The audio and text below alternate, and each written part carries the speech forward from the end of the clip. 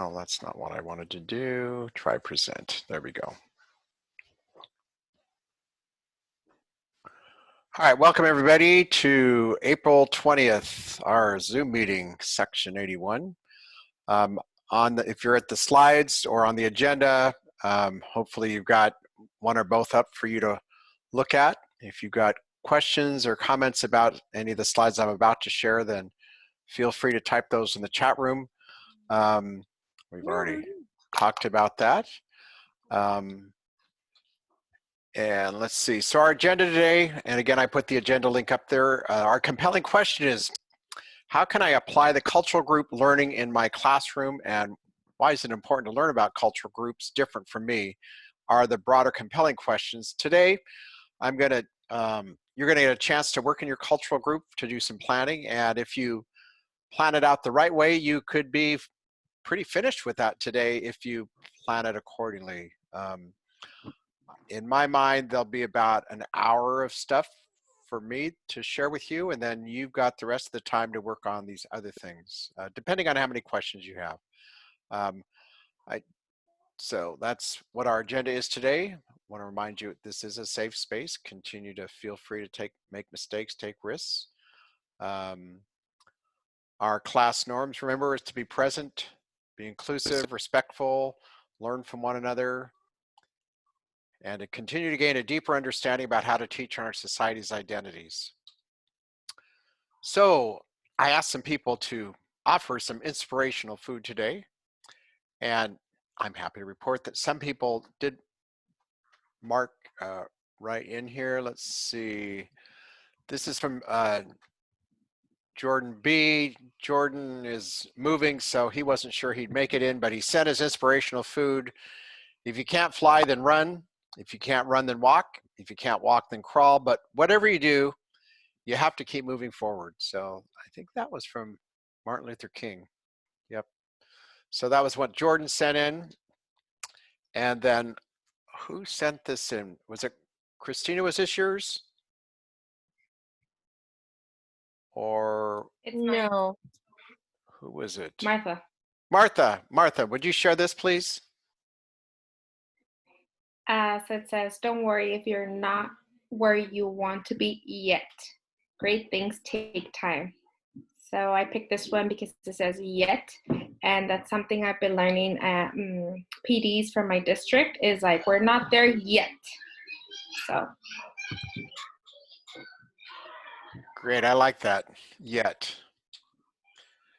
And then Jessica, I think you're the one that shared this, right? No, that was mine, Cristina. Oh, sorry, Christina. I get the Christinas and the Jessicas mixed up. And anyways, so okay. Go. Do you want to share this with us and talk a little bit about why you thought it was important?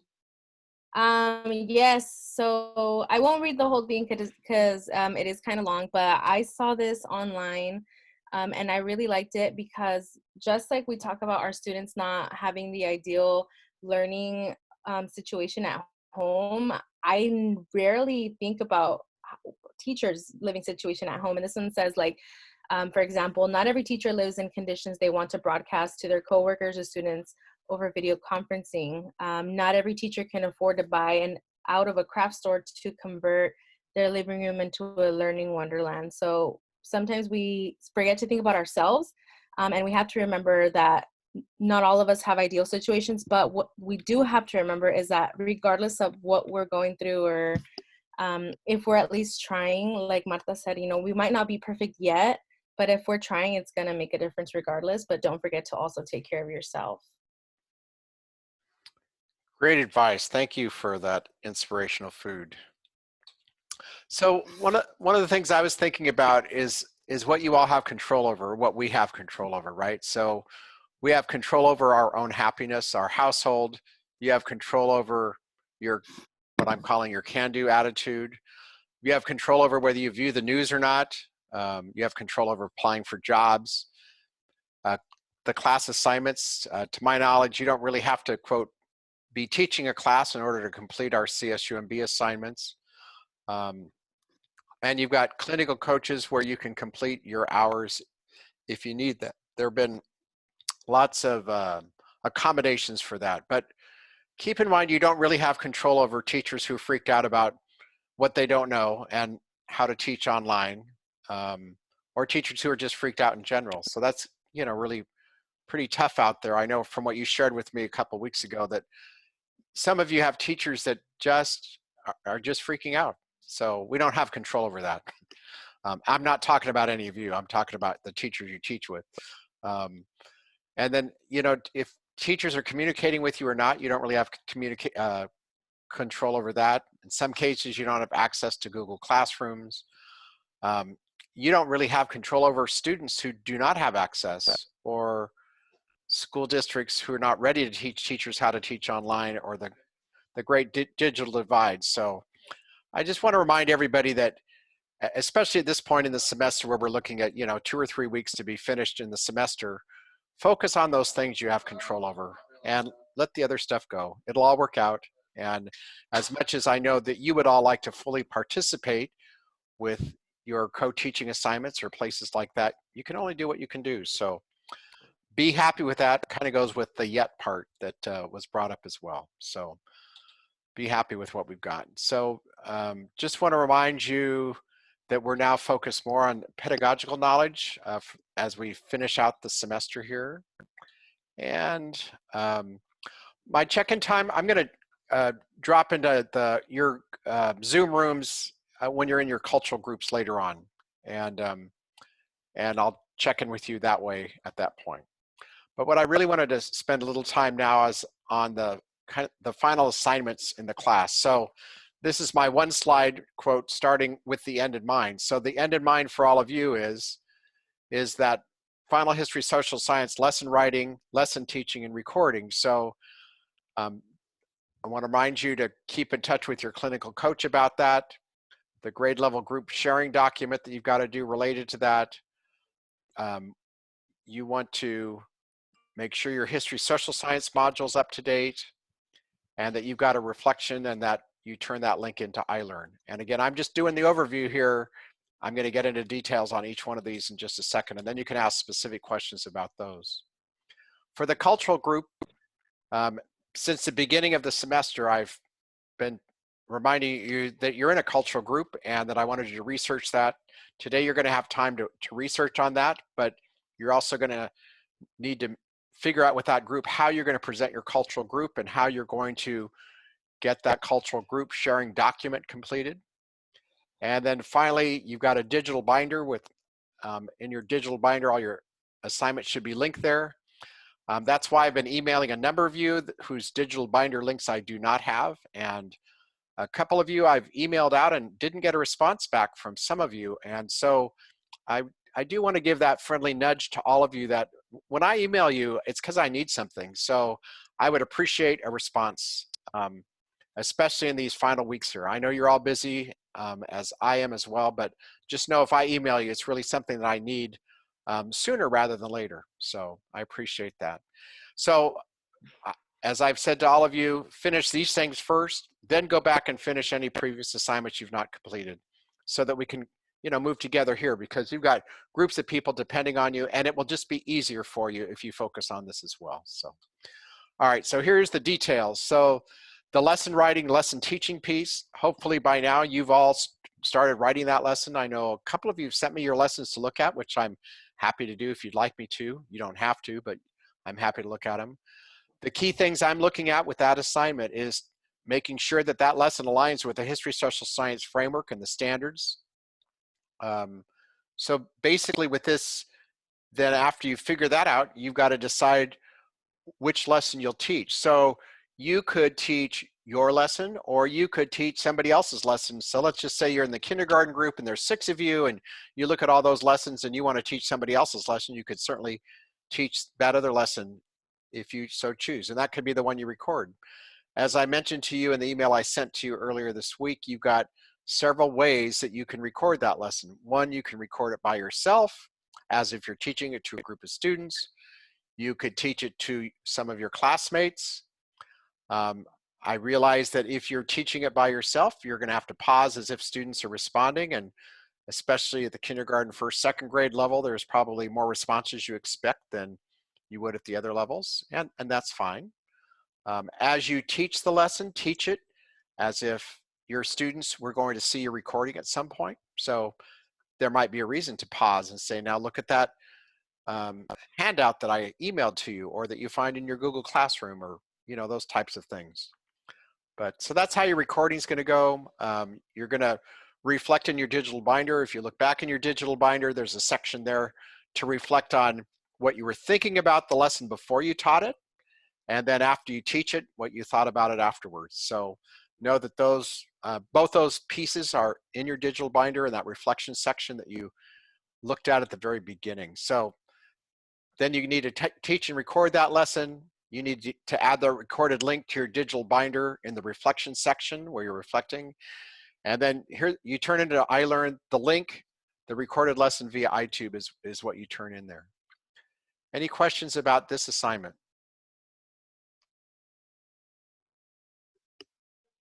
Rob, I have a question. Mm-hmm. So I tried to upload something to YouTube that was an extended time frame. I want to say maybe 40 minutes or something. Uh-huh. And I had issues with the length of time. So I know you had talked about wanting a full lesson. I guess that's my concern. So did you do it more than once? No, because it took crazy amounts of time. Crazy amount being 15 minutes, an hour, 2 hours, what? I started it and it was processing, and then it was taking so long that I left my computer and I did something else, and then came back at least an hour, and the message came up that I canceled it because it was processing for so long. Mm-hmm. And then the error message came up that the length of the video was too long based on the subscription to YouTube that I had. I used my CSUMB account. Okay, so now we know. I didn't know this before. So your CSUMB limits the amount of time, huh? Well, I don't know if you need to have like a premium subscription Well, no, or so the reason something I'm with asking is YouTube. because with the regular Gmail account, there's no limit to the amount of time. So when I upload these lessons, which often are 60 or 70 minutes, of what we're talking about right now, they take a while to upload. There's no doubt. It takes maybe an hour to do it. So that's why you do other things while that happens. So if you're going to keep the CSUMB one, then you may need to break your lesson into 2 parts. Okay. You probably want to experiment to find out which time. Has anybody else had that problem with the CSUMB YouTube account being limited amount of time? I had that problem one time with uploading extra footage I had from my EdTPA as an observation. And there is an option it gives you to like verify your account in some way, and then you can do it one time. You can set do a video that's 30 plus minutes one time, Okay. but it should have given you a notification. So do you think the limit then is 30 minutes? I'm not for sure, but Okay. that's what I think, yeah. Okay. So again, if you switch to the global Gmail account, the global YouTube, then you probably would not have that problem. But if that's the case, if anybody discovers what that time limit is, it'd be interesting to know what that is. So in those cases, you could either break it into smaller parts or not do a lesson longer than 30 minutes. So any other insights on that? So the good news is all those other parts. If you get stuck with that YouTube thing, something's not going up with that, then feel free to reach out to me or somebody else. We can help figure that out. And I know it's those technical things that drive us all crazy. I totally get that. So that's why, like a month ago, I said to you, I hope you've got a YouTube account. But I know it gets down to it, and then it's like, okay, I need it now. So. All right, so that's the lesson writing, lesson teaching piece. Again, make sure you can communicate with your clinical coach for your plan. Like I said, one of the things you do have control over is if you need to put in hours or teach more lessons, you can teach more than just this history social science lesson via Zoom. and invite your clinical coach in. So, you know, make sure you communicate with them, because you all know now how to teach via Zoom. So that's a good thing, which most of us didn't know how to do that a month ago. So we're making progress. We're not there yet, but we almost are. All right, so the history social science module, you all have a document in your digital binder for that. And that document should be updated so that it includes these things. So this is what I'm going to look for, is the alignment to the history social science framework. I want you to identify the page number and the wording from the framework that relates to the lesson you're teaching. With standards, it's just a number. And then you'll use the template. You can use the CSUMB template. If you choose to do an inquiry lesson plan, then you can use the inquiry lesson plan template that I gave you. So again, this is what I'm going to look at when I look at your module template. Your alignment to the history social science framework, your lesson, the link you have to other grade level lessons, the literature listed that relates to that, the ELD considerations, scaffolds that you're going to put into that, integration with the arts or ideas for integration with the arts, the grade level sharing document, and then what you're going to turn into iLearn is the link to to the history social science module. So that's what you turn in. So let's see, I think this is what I wanted to show you. I'm going to go here because I want to show you, come on.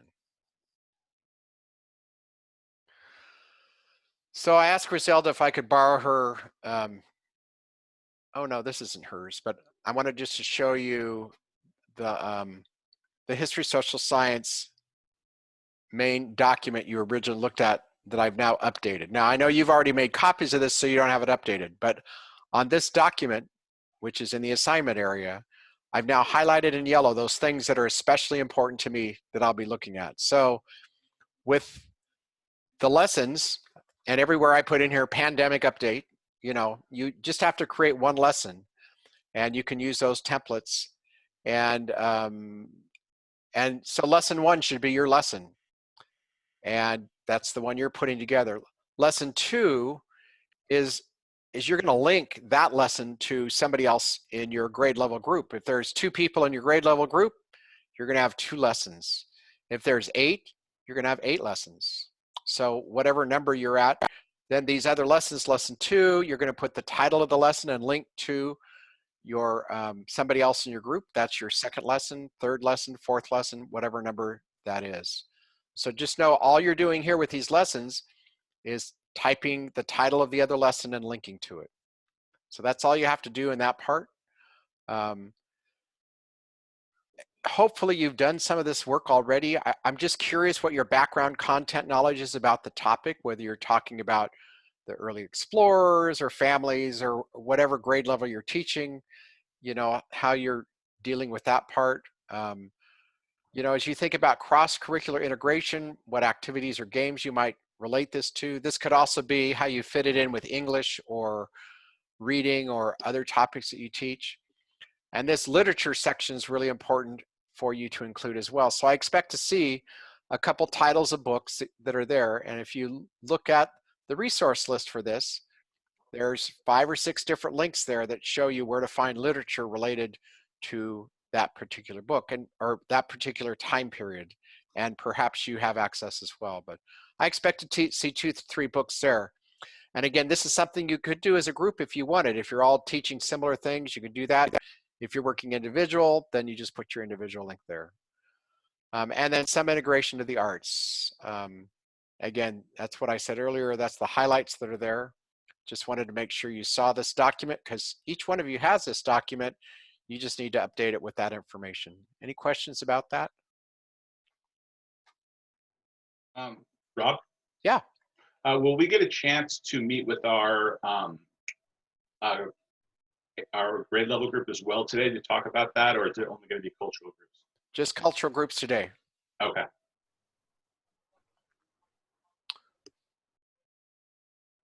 All right, so let me go back to my slides, which now, you know, I don't know if you've found, but sometimes Zoom doesn't let you grab what you want at the right time. There we go. Okay. Okay, so that's all the lesson, the HSS module stuff. And then you're just turning in those links to iLearn. So the cultural groups, you've got this cultural group sharing document. I think I'll go through these and go back to it so you can see it, but you've got a presentation May 4th, 10 minutes. I want it to be some sort of activity, something we can do. And should not be a lecture. It should not be 3 or 4 slides that you just talk about your cultural group. So in the past, what different groups have done is share music. Some have done a drawing activity. Some did a Who Am I mystery game about people from their cultural group. Disability group provided experiences of what it's like to learn while being blind or with dyslexia. The LGBTQ group did an identify the gender game. So once you do your research and you see what's there, then you've got to make this determination of how you can make this fun for the rest of us to learn about. So that's your job there. And then when you turn it in iLearn, it's the final reflection that you'll put together. And again, I think I'll go back to that later. And then you've got a digital binder check for, and again, like I mentioned earlier, the digital binder, all your assignments should be linked. All reflections should be there. All discussion board items that you've completed should be there. And there should be a link to your grade level sharing document, the cultural sharing document. And then what you turn into iLearn is the link to your digital binder so that I can look through and see that it's all there. And again, just to remind you, the reason for this is so that you've got everything in one place. And the sharing document is important because if you end up teaching 3rd grade and you focused on 6th grade, then you know you can come back to this and find it. And know that this will all be put in a place where you can use. So that's the digital binder final thing, and we're not going to go there yet. I have a question about the digital binder. Go for it. So the link, and it's really not a big deal, but the link itself, it's it's the same link that we're putting in every time, right? Or am I doing that wrong? Correct. It's just as long as you've got your digital binder organized and it links to all your other assignments, then that's all I need. Yep. Okay. Yep. And some of you have been doing that and some have not. So yeah. So here's Griselda's. So I asked Griselda if I could borrow this to show you all. So I'm going to just talk through Griselda's, and I'm going to talk to kind of Griselda, but I'm talking to all of you as well, just so that you know what needs to be here, right? So all this stuff here, I don't need all these directions here anymore, right? So I'm going to say I don't need that stuff. What I do want to see on this is Griselda's reflection page. So if I click on here, I want to make sure her reflections are there.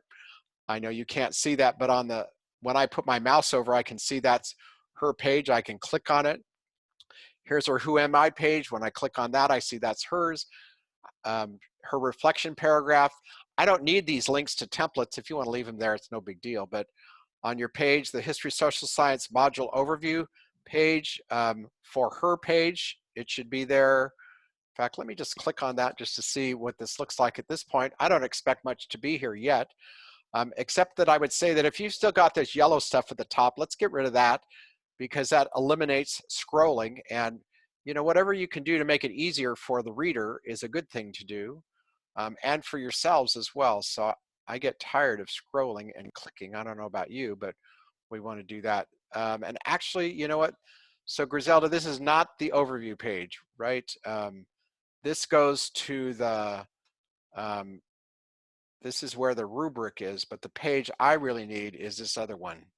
So I'm just clicking on this other page to show you that this is the page that should be linked to. And again, I'm doing this because I realize you're not the only one, but that link should go to this page that has your name on it and all this stuff that's on it, and that you have made a copy of this and it's yours. So I'm going to click back from there and go back here and just point that out. And then on this main page at the top here, all these frameworks should be here.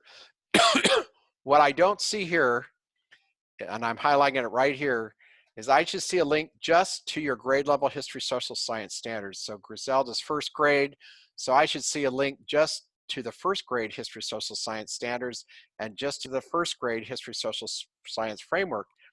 Because then when I find a reference on your lesson plan to a page, then that should be to that page that's in the framework. So just know that's what needs to be there. The further down is grade level sharing document. You're going to need to update these links here because the, let me see, index of grade levels. Let's see if this is what we need.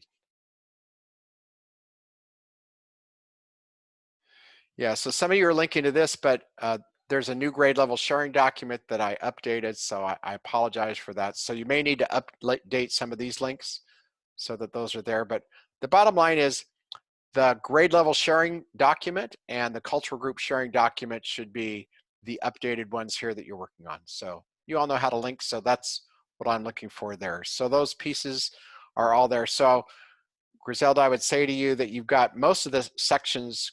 Oh, of course, you've got this development page. Maybe that's the one. Maybe we don't really need the overview page now that I'm thinking out loud. Okay, so I see here's your development page. So this is the main page that is important.